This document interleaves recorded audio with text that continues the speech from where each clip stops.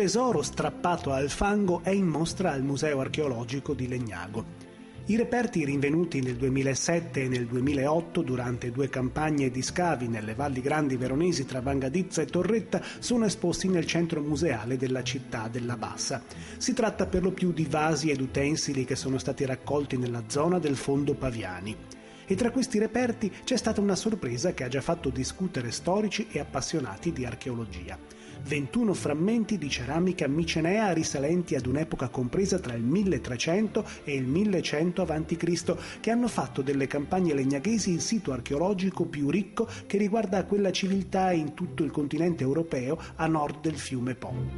Sicuramente i nuovissimi frammenti di ceramica micenea venuti alla luce nel corso delle campagne 2007 e 2008 organizzate dall'Università degli Studi di Padova, Dipartimento di Archeologia, presso il sito arginato di Fondo Paviani, hanno permesso di comprendere un quadro assolutamente nuovo per quel che concerne la diffusione della ceramica micenea a nord del Po. Infatti, con circa la ventina di frammenti recuperati in questi ultimi 2 anni, Fondo Paviani è diventato il sito archeologico ad aver restituito finora il maggior numero di frammenti micenei di tutta la pianura padana.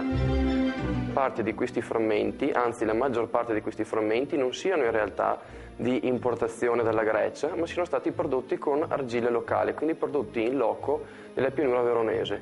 Questo sta a significare che maestranze micenee si erano stabilite qui per insegnare ai locali a produrre i loro stessi vasi, oppure essi stessi avevano prodotto per le nostre elite locali vasi di pregio di fattura micenea.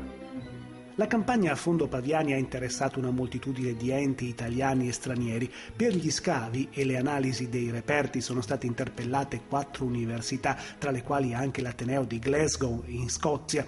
Ma una delle scoperte più interessanti si è fatta grazie ad Andrea Ferrarese, direttore del Museo Fioroni, che ha aiutato a capire la provenienza di alcuni pezzi di materiale scuro rinvenuti durante lo scavo. Si tratta di resti di lavorazione siderurgica che fino agli inizi del secolo scorso venivano usati dai contadini come fertilizzanti.